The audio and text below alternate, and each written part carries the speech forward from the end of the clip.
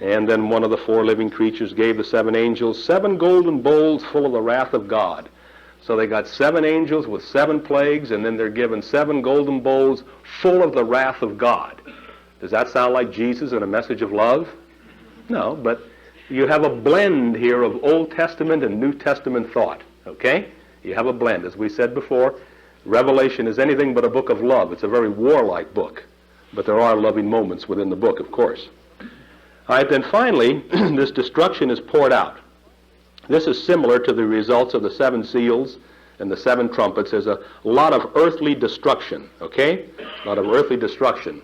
But a big difference here is that the Antichrist, who was revealed in chapter 13, now becomes the brunt of this destruction, okay?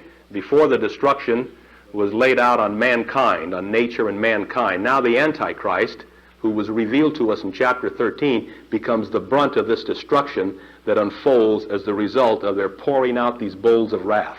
Okay? And so when they pour out the bowls, then 7 plagues hit. And you can go right on down with the line here, down the line, chapter 16. It describes all the plagues. Then I heard a loud voice from the temple telling the 7 angels, "Go and pour out on the earth the 7 bowls of the wrath of God." So the first angel went and poured his bowl on the earth, and foul and evil sores came upon the men who bore the mark of the beast and worshipped its image, the unfaithful, and also the Romans too, who had the mark of the beast on them, who involved themselves in emperor worship. If you would go down and just take a look at all these, most of these plagues, you would see, at least with the first 5, that there's an identification with the plagues that were inflicted upon the Egyptians during the time of Moses. You've got sores upon the unfaithful. The second one has to do with the sea turning into blood. What happened to the Nile? It turned into blood, okay? And the rivers into blood, all right? Just like the Romans had poured out the blood of the martyrs. And then you've got scorching heat that comes into the picture. Then you've got darkness on the throne of the beast in Rome. You know, but the unfaithful still do not repent. So with the first 5 plagues, there is kind of an identification with the plagues during the time of Moses, right? Then when you get to the 6th plague, it's something a little bit different. Where is this 6th plague? Here in verse 12. Take a look at verse 12, because the whole tempo now begins to accelerate somewhat. It says, "The 6th angel poured his bowl on the great river Euphrates, and the water was dried up to prepare the way for the kings from the east." What did I say last hour about the Parthian army? They were on the other side of the Euphrates. Here's the map over here. Well, if you would just check your Bible maps, you would see that east of this area of Asia Minor, there's a whole area during these times designated as the land of the Parthians. Around the river of Euphrates might have been some kind of a dividing line between those 2 sections. Okay? And so what he sees now is all the waters of the river Euphrates dried up. And what does that mean? The Parthians can get you now. They're going to come. And who are they coming after? They're coming after the Romans. Okay? So here once again, let's go back to, I keep losing the page here, to verse 12. To prepare the way for the kings from the east. And I saw issuing from the mouth of the dragon, and from the mouth of the beast, and from the mouth of the false prophet. The dragon is Satan, the beast is the Roman Empire. The false prophet has to do with the officials of the Roman Empire. Maybe they can be interpreted a little bit differently, but basically it's that idea. Now get this, I saw issuing from the mouth of the dragon, from the mouth of the beast, and from the mouth of the false prophet. He's got some more to bring into the picture. 3 foul spirits like frogs. And during the time of Moses, one of the plagues had to do with an infestation of frogs. You remember that? So there's a tie-in once again. For they are demonic spirits performing signs who go abroad to the kings of the whole world to assemble them for the battle on the great day of God the Almighty. Lo, I am coming like a thief. Blessed is he who is awake, keeping his garments that he may not go naked and be seen exposed. A little something inserted there. And they assembled them at the place which is called in Hebrew Armageddon or Harmageddon. So here you see these 3 foul spirits, okay? Like frogs, demonic spirits and so forth, the false prophet, the dragon, and the beast. They pull all the armies of the earth together for this great battle against the armies of God. So now we're almost there. We're ready for the battle of Armageddon. Here the writer introduces the battle of Armageddon. he has all of the evil powers of the earth gathered together under the dragon, the beast, and the false prophets, under Satan and Satan's worker on earth, which to him was the Roman Empire. He's got them gathering all these armies, and they're prepared to do battle with God at Armageddon. Where is this Armageddon? Once again, the writer draws on Jewish history. If you would go back to the 5th chapter of the book, don't turn to it now, the 5th chapter of the book of Judges, you will see something called the Song of Deborah. Deborah was a judge of Israel during the days of the judges, and she went into battle along with Barak, her commander, against the Canaanite commander Sisera. And she and Barak defeat Sisera, the Canaanite commander. All this takes place in the 4th chapter of Judges. And then in the 5th chapter, characteristic of that style, they would sing a song of deliverance. And Deborah sings this song of deliverance. And in the 5th chapter, you'll see that it's indicated that the battle that she fought was on the plains of Megiddo. So Megiddo is a place up here in the north. I won't take time on the map, but you can find it on some of your ancient maps in the northern part of the Holy Land called Megiddo, and it was the site of a number of famous battles in Jewish history. And this refers to the plains of Megiddo. Harmageddon means the mountains of Megiddo. And so we can say that this battle is going to take place on an elevated level, in a higher consciousness. Can you see the thrust?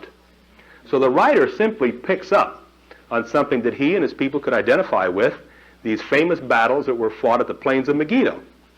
As a matter of fact, in the 23rd chapter, chapter 23 of 2 Kings, a very famous king of the southern kingdom of Judah named King Josiah. He turned out to be one of the good kings, okay? King Josiah is slain in battle by Pharaoh Necho, by an Egyptian pharaoh on the plains of Megiddo. So that's the site of another battle. So the writer simply picks up on something that people could identify with and says this is where the great final battle between the powers of darkness and the powers of light is going to take place, at Armageddon. Here he simply announces the battle. The battle does not take place yet. We're going to see the battle in just a short while, okay? This battle is to be once again in the mountains, not on the plain, which means it represents a higher state of consciousness and that sort of thing. So that's all with the 6th plague that is announced here. And then if you just kind of go on a little bit, you'll see the 7th plague is announced. I keep losing the page here. Down to verse 17. Then the 7th angel poured his bowl into the air, and a great voice came out of the temple saying, "It is done." We're just about there. Looks like it's almost finished, okay?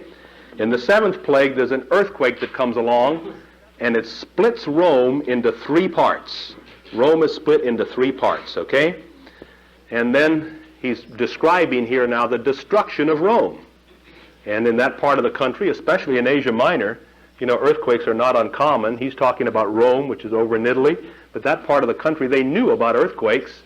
Some of the most terrible earthquakes we've had in this whole planet, on this planet, have taken place in Iran, around Tehran and so forth.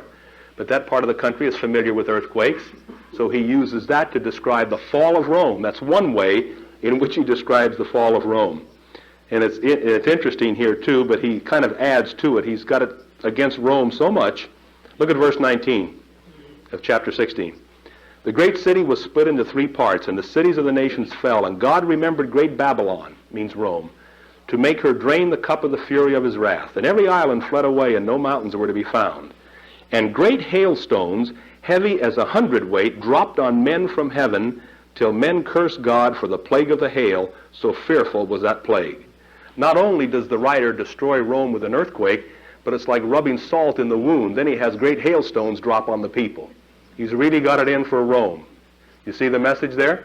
And that's the way he presents it in his very descriptive style. So once again, these plagues are an identification with the time of Moses, and the people knew that during the time of Moses, when the plagues came, it meant that the deliverance was right at hand. Because shortly after the plagues hit, you know, then what happened? Then the Israelites were able to flee Egypt. And so the writer was telling us now with these plagues, these 7 plagues, deliverance once again is almost at hand. And he places it in the context of this great battle at Armageddon that's supposed to take place, and then he goes on from there. Let's see what happens next, okay? Beginning with chapter 17, we can call this the final triumph, the overthrow of Rome. Now things are really beginning to change, okay? And we see a different picture coming onto the scene now. In chapter 17, he has some more visions here. And in the first vision, this is a vision of judgment. And he uses some terms regarding Rome, the great harlot and the beast. Once again, he refers to the beast. And when he talks about the great harlot here, he means Rome. Once again, talking about Rome. And he kind of elaborates on his vision of judgment and destruction. Let's read chapter 17, at least a little bit of it. Then one of the 7 angels who had the 7 bowls came and said to me, "Come, I will show you the judgment of the great harlot who is seated upon many waters." The great harlot who is seated upon many waters. This is also a veiled reference to Babylon. If you read Jeremiah, the 51st chapter, you'll see that he talks about Babylon and as the great harlot, or that same idea, seated on many waters. Babylon was a land with many canals. And of course the people went into exile there. And he identifies Rome once again with Babylon. Okay? And he calls her the great harlot, because in the Old Testament, the idea of harlotry is brought out quite a bit. And harlotry in the Old Testament means having intercourse with foreign gods and idols. Whenever Israel played the harlot, that's a term that some of the prophets like to use, it meant that the people of Israel forsook the worship of Yahweh, their God, and went after other gods. So the term harlotry means just that. It means getting away from worship of your own God, and having intercourse, as it were, with heathen gods. It's speaking to idolatry. And of course, those who involved themselves in emperor worship, were guilty of this idolatry, were playing the harlot and that sort of thing. So he calls Rome the great harlot seated on many waters. Then he goes on down, with whom the kings of the earth have committed fornication, and with the wine of whose fornication the dwellers on earth have become drunk. And he carried me away in the spirit into a wilderness, and I saw the woman sitting on a scarlet beast, which was full of blasphemous names, and it had 7 heads and 10 horns. And here we go once again with the 7 heads and 10 horns. All of this is Rome, okay? All of this is Rome. And he brings in a beast here. The woman is Rome, but the beast probably refers to one of the emperors, and maybe Nero. Maybe Nero. Although this might have been written during the time of the Emperor Domitian, as we've said, but Nero seems to be the real baddie in this whole episode in the book of Revelation. Talks about blasphemous names and being drunk with the blood of saints and the name of mystery and all that type of thing. All this is referring to a vision of judgment on Rome. Then he gives an interpretation of the vision here, beginning with verse 7. And this becomes important to us because this is probably more specifically Nero that he's talking about. Look at verse 7. But the angel said to me, "Why marvel? I will tell you of the mystery of the woman and of the beast with 7 heads and 10 horns that carries her. The beast that you saw was and is not, and is to ascend from the bottomless pit and go to perdition, and the dwellers on earth whose names have not been written in the book of life from the foundation of the world will marvel to behold the beast, because it was and is not and is to come." Goodness, that's a long sentence. It was and is not and is to come. This is a reference to the belief that Nero had died, as we said, maybe committed suicide around 68 AD. The conditions of his death were a bit obscure. But the belief developed that he was to return once again. Okay? The beast that was, he lived, and is not, and is to come. He was, he lived, and then he died some way, and is to come again. They believed that he was to come back and lead the Parthian army against Rome. And so this is a reference to that idea, okay, to Nero coming back. In verse 9, what does it say? This calls for a mind with wisdom. The 7 heads are 7 hills on which the woman is seated. The 7 hills of Rome. Okay, that's pretty well known. The 7 hills of Rome, a specific reference to Rome. So all of this has to do, okay, with the references to Nero coming back and to Rome in general. Rome is the great harlot, and the beast is probably a specific reference to Nero. So he just builds up that whole idea once again. Scholars tell us that apparently several pseudo-Neros appeared during that time.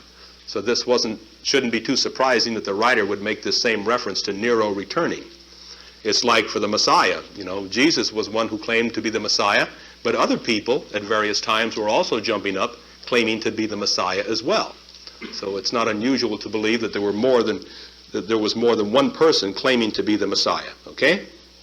And all of this now, he boils all of this down to say that they're all going to be destroyed by the Lamb. Let's see if I have it down here. Look at verse 6. Well, let's pick it up with verse 15 of chapter 17, verse 15. And he said to me, the waters that you saw where the harlot is seated are peoples and multitudes and nations and tongues. And the 10 horns that you saw, they and the beast will hate the harlot. Now the beast, probably Nero, the 10 horns refers to other Roman emperors, the whole idea of Rome, okay? And the emperors, all right? And the beast will hate the harlot. In other words, Nero and the other emperors and all of his henchmen are going to hate the harlot, and the harlot is Rome. This is the reference to Nero coming back, leading the Parthians across the river Euphrates, which was dried up with the 6th plague, as it said, and then coming back to destroy Rome. But then what's going to happen right after that? Let's see. And the 10 horns that you saw, they and the beast will hate the harlot. They will make her desolate and naked. Rome will be destroyed. And devour her flesh and burn her up with fire. For God has put it into their hearts to carry out his purpose by being of one mind and giving over their royal power to the beast until the words of God shall be fulfilled. And the woman that you saw is the great city which has dominion over the kings of the earth. So the writer does something that is common among some of the writers of the Old Testament. Whenever they saw a great foreign power arising, they always saw the activity of God at work within that foreign power. And they saw that foreign power as an instrument of God's justice on his own people because they had committed idolatry. In other words, the prophet Jeremiah speaks out in a number of different ways throughout his writing to the idea that the Babylonians are to be used as God's instrument of justice. And the Babylonians are going to defeat, the Jewish people and take them back into captivity, the Israelites, and take them back into captivity because they have played the harlot. They have gone after other gods. What was really happening was that Babylon had arisen as a world power. And that was the fact. But the writer saw within that the hand of God at work. He saw the divine element involved in everything and said, that's God's justice at work. And so this is what the writer of Revelation is also doing with this belief that Nero was to come back, lead the Parthian army. And what does he say here in verse 17? For God has put it into their hearts to carry out his purpose by being of one mind and giving over their royal power to the beast. He sees God involved. In other words, Nero and the Parthians are working for God, you see, according to the writer. It's a theme that many of the Old Testament writers picked up on. But of course, what's going to happen through all of this is that the Christ is going to be triumphant. The Lamb, Jesus, will finally destroy the beast and all the rest, and this is what we're moving toward. So that's kind of an interpretation of that vision that he had in the first few verses of chapter 17. Then this moves us into chapter 18, and this is kind of a dirge or a lament over the fallen city, and it goes on and on and on for a while. It's not really a lament. You might say that the writer is feeling sorry for Rome. When you lament someone's passing or the death of something or someone, you generally feel sorry. There's an identification and so forth. But here, this chapter 18 is written more in the spirit of she got what she deserved. Rome really deserved all of this. And he just plays the whole thing up here in chapter 18. In verse 21, what does he say? Then a mighty angel took up a stone like a great millstone and threw it into the sea, saying, So shall Babylon, the great city, be thrown down with violence, and shall be found no more.